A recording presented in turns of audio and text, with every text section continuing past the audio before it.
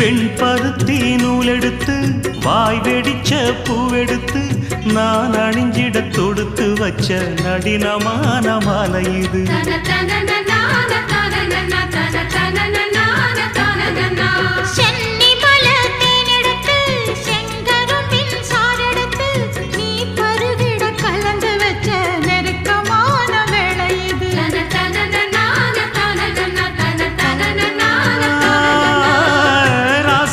உடம்பிருக்கும் ரவிக்க துணி நானாக அன்னாடம் சூடி கொண்ட ஆசை வச்சாகாதா.